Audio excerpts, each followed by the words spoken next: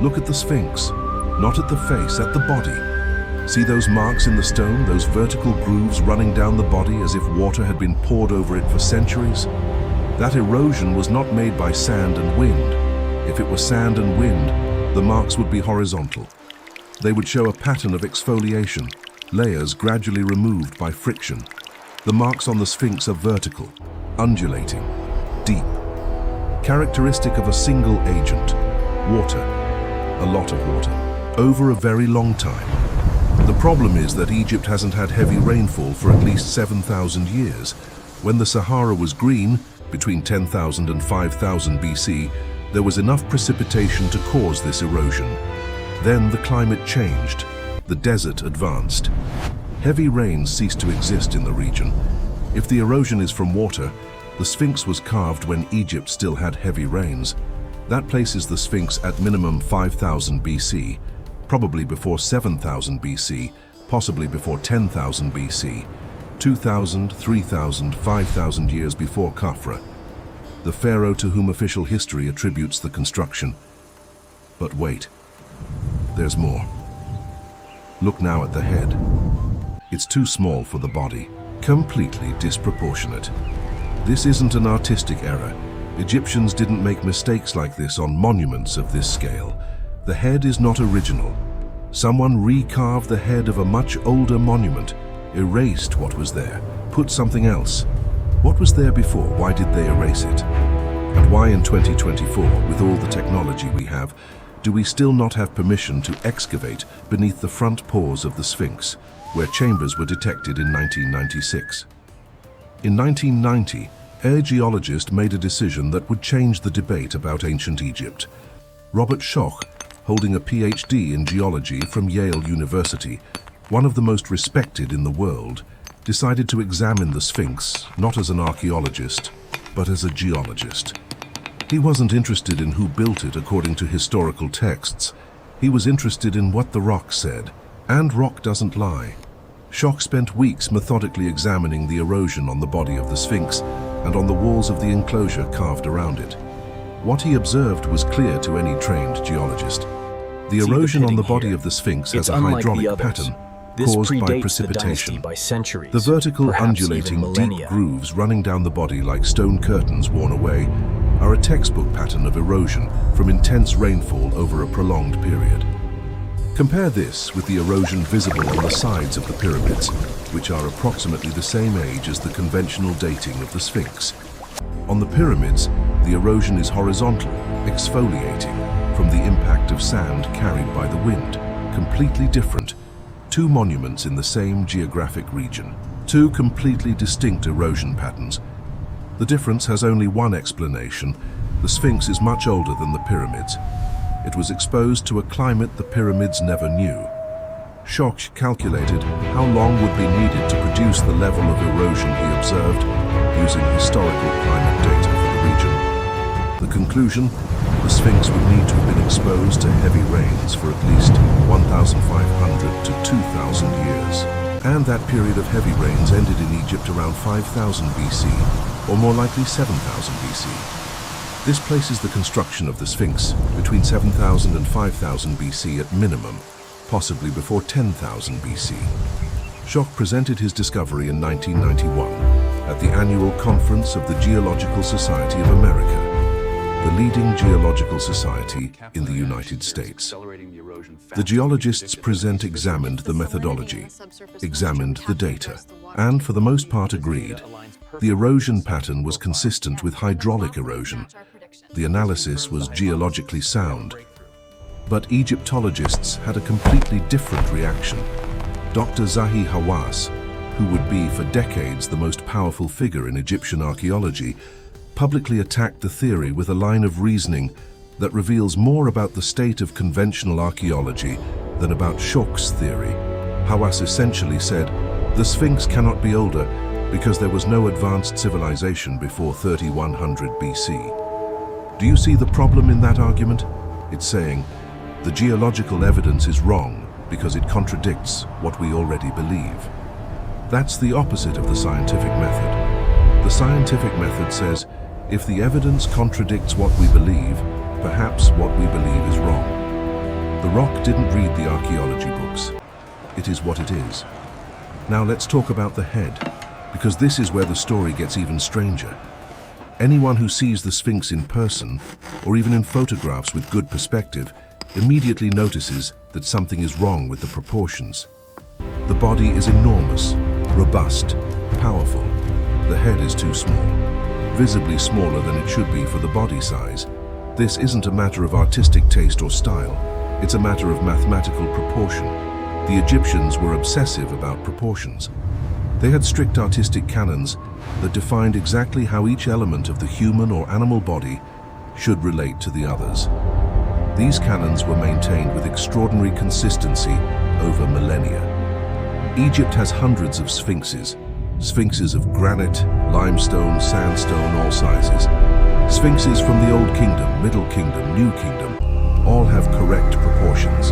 The head is appropriate for the body in every other sphinx, except the Great Sphinx of Giza. Why would this one, of all of them, be the only one with such a marked disproportion? The most coherent explanation is also the most disturbing. The head was recarved. The original Sphinx had a different, larger head, possibly a lion's head, compatible with the feline body of the monument. At some point, a pharaoh decided to use the existing head as material to carve his own face there. But in recarving the original head, which was probably much larger, the inevitable result was a smaller head. You can't add stone, you can only remove it. This explains the disproportion. It also explains why the head is significantly less eroded than the body, because it's newer. It was recarved much later after the body was built. Which pharaoh did this? There are main candidates. Thutmose IV, who had the dream stele written between the paws of the Sphinx, describing how the monument appeared to him in a dream and asked to be uncovered. The story conveniently makes Thutmose a guardian of the Sphinx, the type of narrative a pharaoh who modified the monument would create to legitimize his connection to it. The face currently on the Sphinx doesn't precisely match any identified pharaoh. Forensic reconstructions made with the facial features of the Sphinx show a face different from known representations of Khafra. If Khafra built the Sphinx, as official history claims, why isn't the face recognizably his? Because the head is not Khafra's. It belongs to another pharaoh in another period who recarved the face of a much older monument. The Sphinx faces east, toward the exact point where the sun rises on the equinox. This is not an accident. It's a deliberate and precise choice. But the orientation has a deeper layer that is rarely explained. There is an astronomical phenomenon called the precession of the equinoxes. Due to the tilt and slow movement of Earth's axis, the point on the horizon where the sun rises on the equinox changes slowly over millennia. This complete cycle takes approximately 26,000 years, and associated with this movement, the constellation that appears on the eastern horizon at the exact moment of the equinox sunrise also changes, what astronomers call the ascending constellation, or age sign. Today, the constellation rising on the horizon at the spring equinox is Pisces. That's why we live in the age of Pisces. 2,000 years ago, it was Aries. 4,500 years ago, at the time of Khafra, it was Taurus. The Sphinx is not a bull. The Sphinx is a lion. The age of Leo, the period when the constellation Leo rose on the horizon at the spring equinox, was between approximately 10,170 and 8,110 BC. If the Sphinx was built to face its own constellation rising on the horizon, it was built in the age of Leo, more than 10,000 years ago. This argument was developed independently by researchers Robert Bauval and Graham Hancock in the 1990s. Bauval had previously discovered that the three Giza pyramids replicate the pattern of Orion's belt, and calculated that the alignment corresponds to the position of Orion in 10,500 BC, not its current position. The position in 10,500 BC. The Sphinx facing Leo at the equinox. The pyramids aligned with Orion from 10,500 BC. The builders left a date coded into the Giza plateau itself. A date, a message. This was built here, at this moment. Remember, 10,500 BC. This is exactly the period coinciding with the end of the Younger Dryas event, the catastrophe that destroyed the previous civilization we explored in the Lost Civilizations Week. As if the survivors of that catastrophe built a monument saying, "We existed. We survived the end of the world. And we want you to know when." In 1991, Robert Schoch and geophysicist Thomas DeBecke did something simple but revealing. They placed seismic equipment around the Sphinx and measured how sound waves propagated through the rock below. Sound waves behave differently depending on what they encounter. They pass through solid rock one way, through empty cavities another. This difference is detectable and measurable. The results were clear. Beneath the front paws of the Sphinx, there is a cavity with a clearly defined rectangular shape, approximately 12 meters long by 9 meters wide. It's not a natural fissure in the rock. Natural fissures don't have rectangular shapes with defined edges. It's a built chamber. In 1996, researchers from Florida State University repeated the experiment with different technology, ground-penetrating radar. They obtained similar results. Chambers, defined structures beneath the Sphinx. Two independent studies, different methodologies, same conclusion. There is something constructed beneath the Sphinx. The Egyptian government, which controlled access to Giza, became very interested in these discoveries and then blocked all further investigation. Zahi Hawass publicly stated there was nothing significant, that the anomalies were natural. But observe the logical problem in that statement.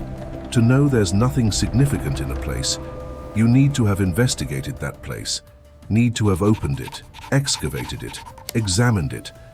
The Egyptian government didn't open it, didn't excavate, didn't examine. They simply declared there was nothing there and blocked any attempt to verify. In 2017, the Scan Pyramids project, using muons, subatomic particles that penetrate any material and allow photographing the interior of massive structures, found an enormous void inside the Great Pyramid. 30 meters long, completely sealed. No known entrance.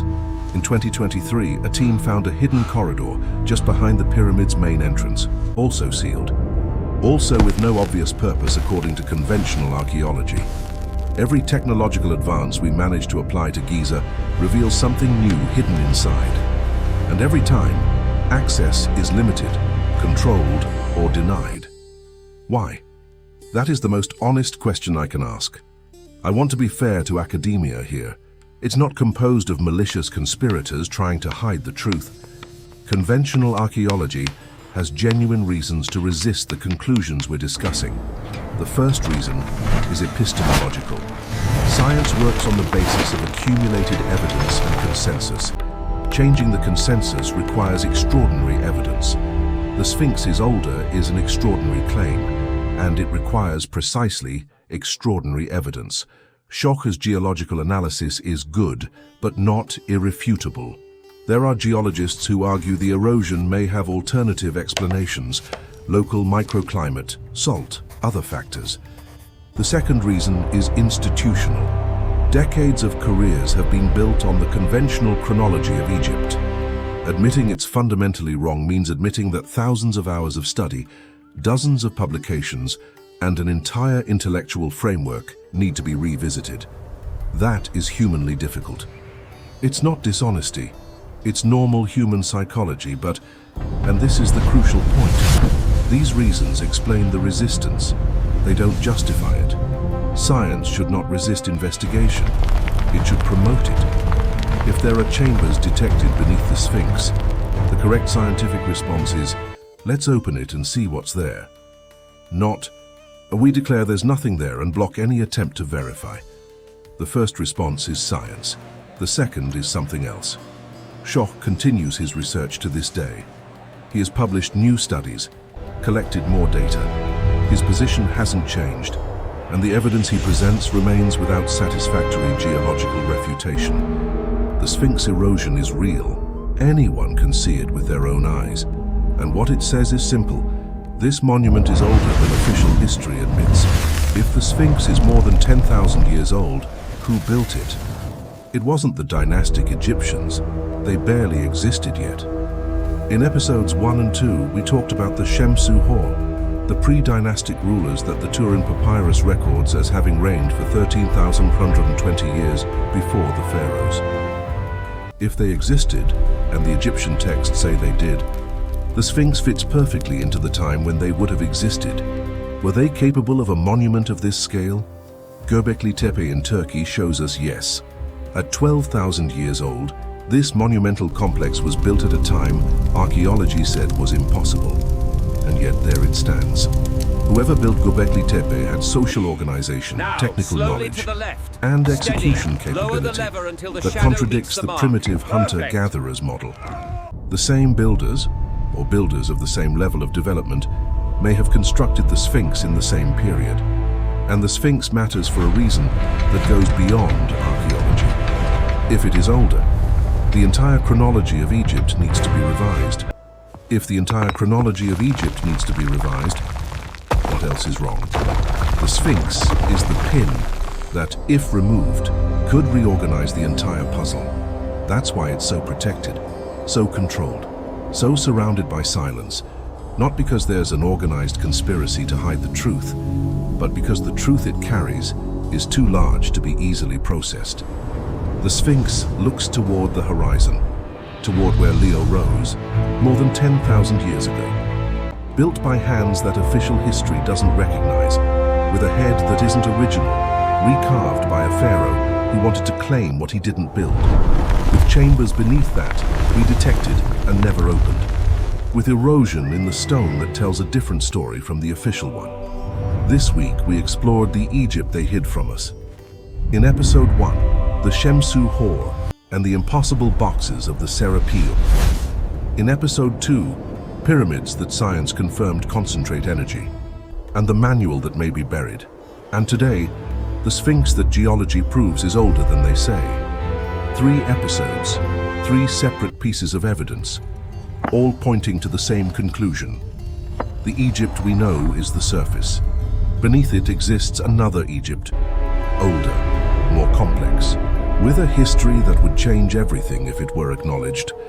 On Sunday, I'm going to put it all together, a complete documentary of over an hour that connects every point we explored this week, with new content that didn't appear in the episodes, with the final synthesis of everything we know, everything we suspect, and everything yet to be discovered.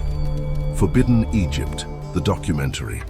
Subscribe, hit the bell, and share it with someone who still thinks Egypt is just pyramids and pharaohs, because after Sunday, that person won't think that anymore. See you there.